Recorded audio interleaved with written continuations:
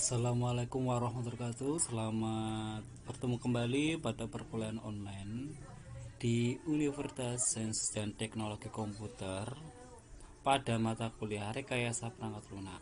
Ya.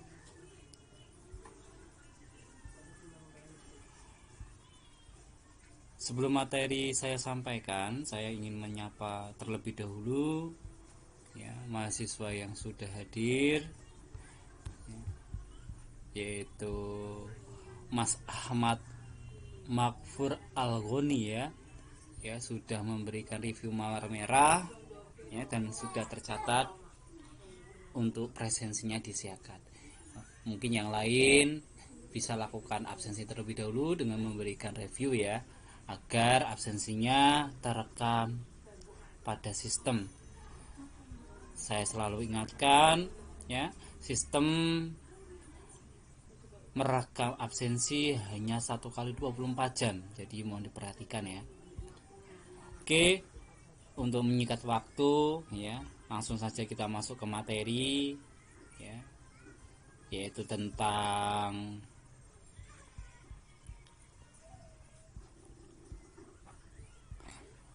pemeliharaan perangkat lunak ya.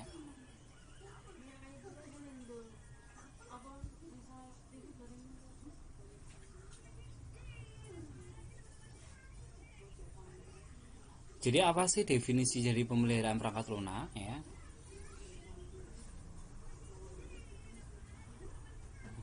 Pemeliharaan perangkat lunak merupakan sebuah aktivitas setelah post delivery yang dilakukan untuk memperbaiki atau korektif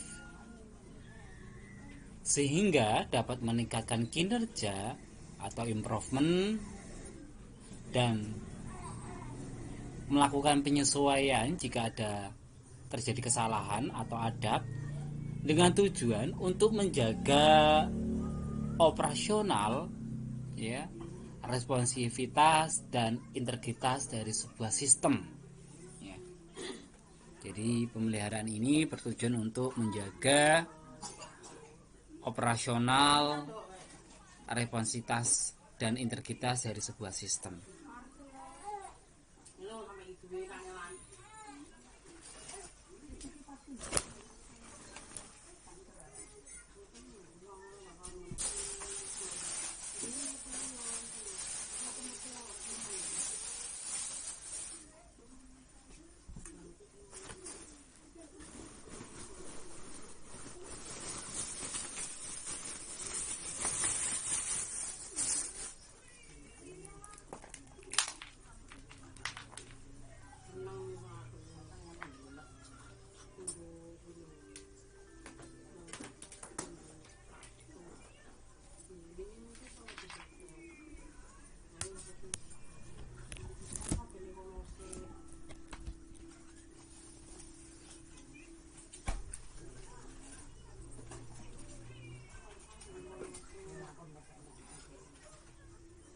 Di dalam pemeliharaan itu memiliki beberapa kepentingan ya.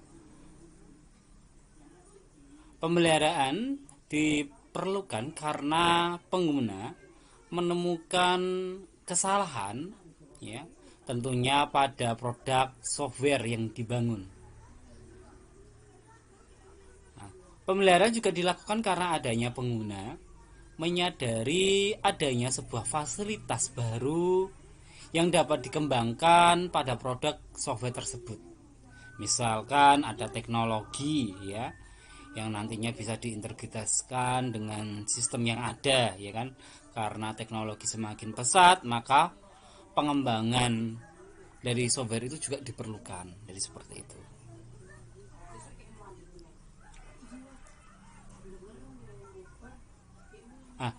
Menurut Martin and McGraw 1983, pemeliharaan dilakukan untuk memperbaiki error yang pertama ya.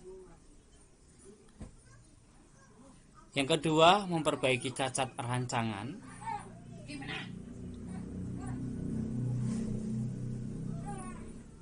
Dalam artian cacat rancangan ini relasi database, ya, kesesuaian input output database-nya, ya.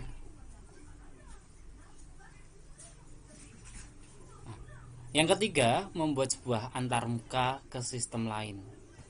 Jadi, ya, pemeliharaan ini dilakukan karena akan digabungkan dengan sistem yang lain. Misalkan absensi pegawai, ya, digabungkan dengan gaji, ya. Jadi ada hubungan dari sistem informasi absensi, ya, digabungkan dengan sistem informasi penggajian. Jadi dia akan mengambil data dari absensi sehingga akan diolah menjadi sebuah informasi penggajian. Contohnya seperti itu. Yang keempat, membuat sebuah peningkatan dari sistem, ya. Yang kelima, membuat perubahan yang diperlukan oleh sistem. Nah, yang keenam, membuat perubahan pada basis data, ya, atau database.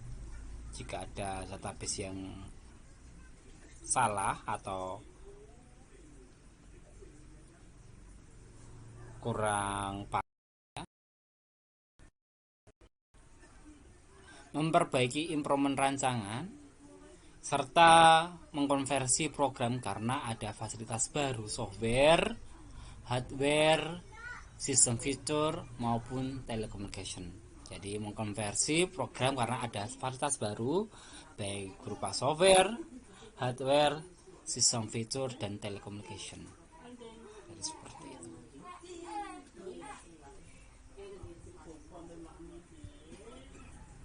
Ini Mbak Mas Kenny Efni, ya, Muhammad Kenny Efni, ya, TIS, ya, dari Stekom Majapahit hadir, ya. Terima kasih, ya. Jadi rekayasa perangkat lunak ini, ya, diperlukan nanti teman-teman gunakan untuk menyusun tugas akhir. Jadi tugas akhir teman-teman mahasiswa, ya, metodenya seperti apa sih untuk mengembangkan sebuah sistem. Nah, di rekayasa perangkat lunak ini bisa diterapkan dari perancangan sampai implementasi hingga perawatannya, yang nanti digunakan cara-caranya seperti apa saja, atau metode yang digunakan dengan metode apa. Nah, jadi dijelaskan di tugas akhir. Jadi misalkan teman-teman ke depan ada yang mengambil tugas akhir untuk RPL atau pengembangan sistem, bisa konsultasi dengan saya, ya. Atau penggabungan dari sistem dengan hardware, itu termasuk rekayasa perangkat lunak. Jadi nanti bagaimana kita merancang, ya, implementasi, pengujian, sampai pemeliharaan dari sebuah sistem atau penggunaan dari sebuah sistem tersebut.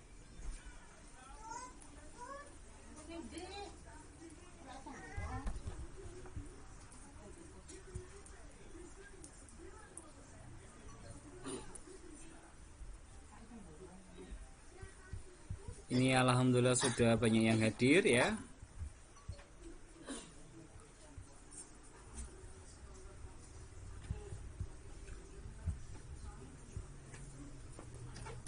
Sudah 2 orang, ya.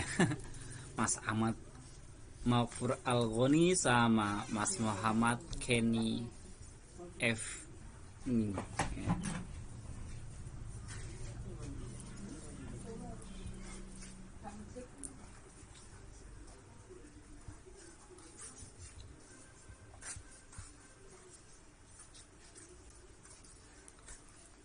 Dalam pemeliharaan perangkat lunak itu dikelompokkan menjadi 2 kelompok besar, ya.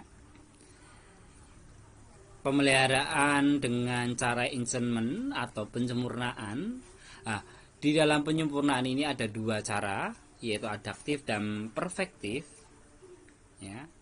Lalu di pemeliharaan yang kedua, korektif atau pembetulan, itu juga ada korektif dan preventif ya.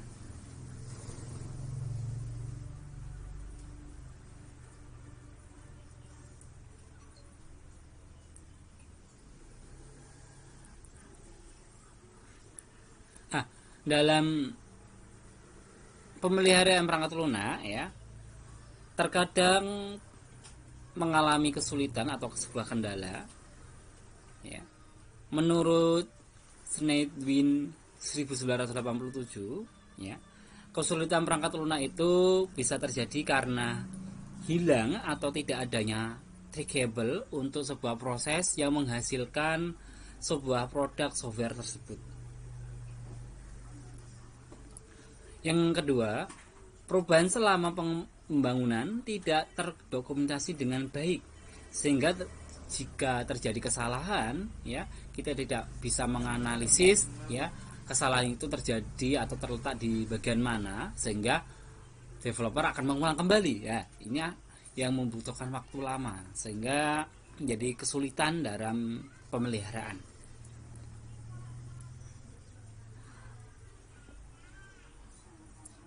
Lalu yang ketiga adalah perunutan perubahan sulit dilakukan ya, karena customer ingin menambahkan di luar perjanjian ya. Jadi developer merasa kesulitan ya. Dan perubahan tersebut menimbulkan sebuah efek wrapper ya. Harus reparasi dari sebagian dari sistem tersebut. Nah, kesulitan tersebut ya merupakan bentuk ketidakpahaman pengguna yang memberikan permintaan pemeliharaan terhadap developer atau bagian pemeliharaan sistem.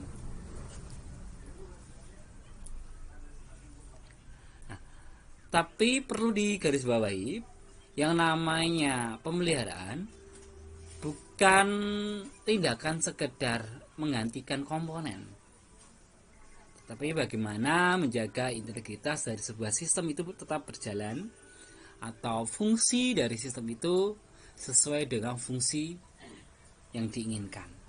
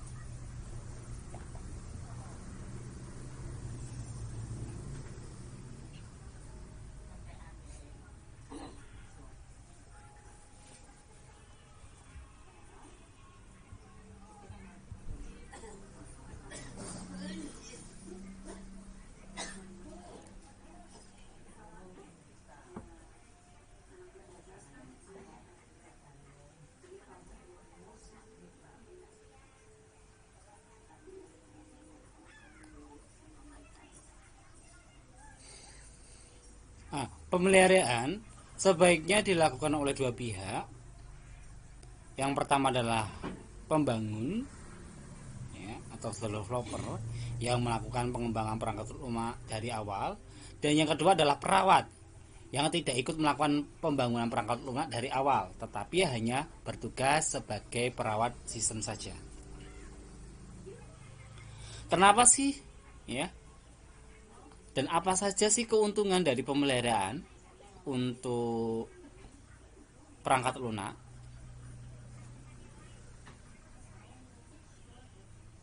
Yang dilakukan oleh pengembang atau pembangun perangkat lunak, ya.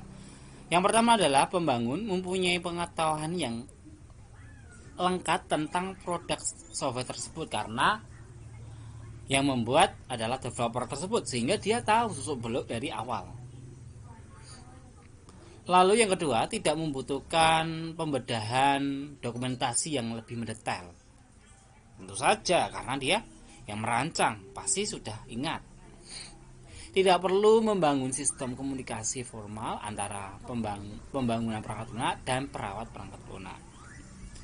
Yang keempat, yaitu pengguna hanya perlu bekerja sama dengan suatu organisasi dari perangkat lunak. Dan yang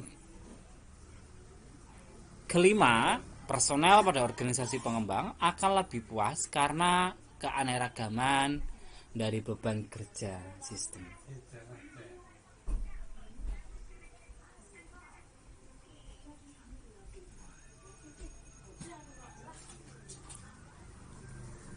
Nah, jika teman-teman menggunakan dua pemeliharaan, ya, atau penggabungan antara pengembang dan perawat, akan memungkinkan terjadinya penyimpangan dokumen yang tidak dibangun dengan benar, ya, karena saling menyalahkan, istilahnya seperti itu, dan tidak tahu seluk-beluk dari awalnya, ya kan. Nah, adapun kerugian pemeliharaan dilakukan oleh pengembang, ya, personel membangun perangkat lunak dapat meninggalkan organisasi pembangunan perangkat lunak jika pekerjaan yang dilakukan hanya pemeliharaan pelengkap lunak saja. Jadi dia mintanya melakukan dari awal, ya, karena dia ingin tahu dari susuk beluknya, dan tentunya berkaitan dengan fee. Personel baru pada organisasi pengembangan perangkat lunak tidak menyukai pekerjaan pemeliharaan perangkat lunak, ya, tentu saja, karena yang tadi saya katakan, karena dia tidak membangun dari awal, dia tidak tahu sistemnya, tidak tahu alurnya, tahu-tahu dia suruh merawat, ya kan, dia akan lebih susah.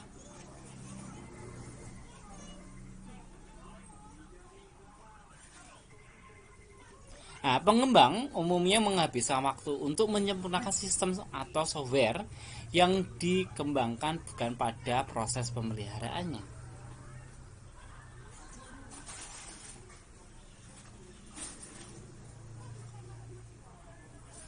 Dan seringnya kepergian pengembang tidak bisa dielakkan karena adanya tugas baru dan prioritas kerja lainnya, misalkan ada proyek baru. Nah, ini adalah biaya pemeliharaan. Dari pemeliharaan itu biayanya agak tinggi, ya.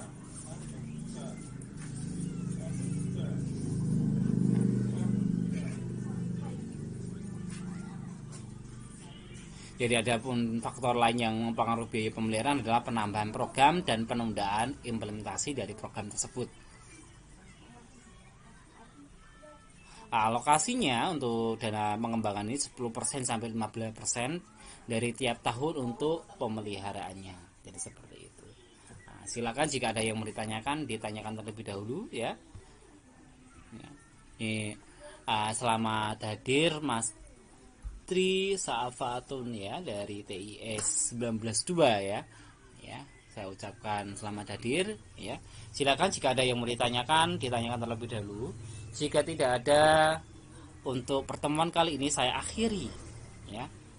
Dan saya selalu mengingatkan, ya, kepada teman-teman mahasiswa, ya, untuk selalu melakukan absensi terlebih dahulu dengan memberikan review mawar merah, ya, agar tercatat di siakat, ya.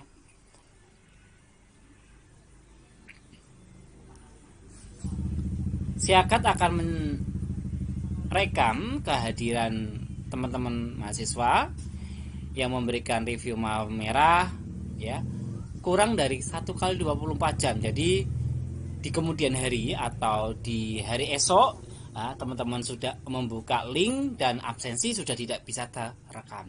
Jadi mohon diperhatikan ya. Dan berdoa semoga kita diberi kesehatan selalu ya. Dan pandemi Covid ini segera berakhir ya. Agar tatap muka tentunya bisa dijalankan kembali ya. Jadi seperti itu.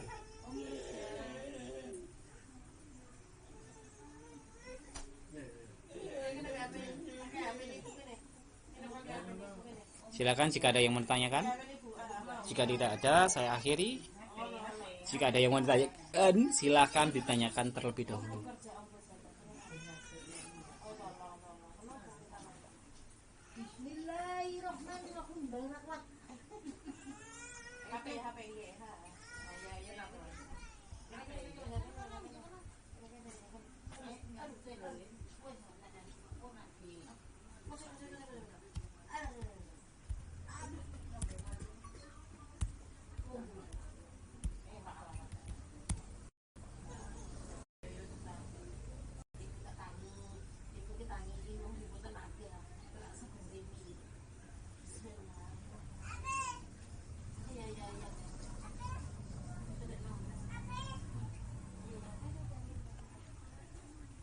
Oke, karena ini Mas Indra Irawan Wahyudi ya. Alhamdulillah sudah hadir ya. Ini berarti absensinya yang sudah hadir di Siakat itu ada 3 mahasiswa ya.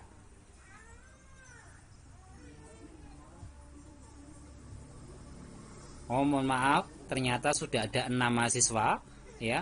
Mas Ahmad Makfaru Algoni, Mas Muhammad Kenny Efni,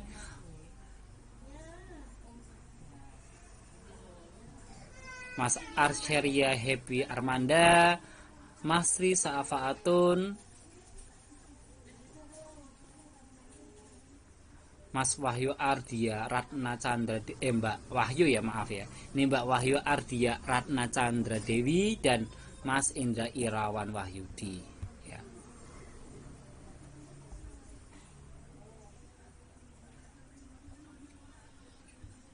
Oke, karena tidak ada yang ditanyakan ya. Mungkin sampai pemeliharaan perangkat lunak ini ya materinya yang saya sampaikan. Jika ada kekurangan saya mohon maaf ya. Jaga kesehatan selalu, semoga kita diberikan kesehatan ya, dijauhkan dari penyakit ya, dan semoga pandemi ini segera berakhir ya. Terima kasih untuk pertemuan kali ini saya ucapkan dan mohon maaf. Wassalamualaikum warahmatullahi wabarakatuh.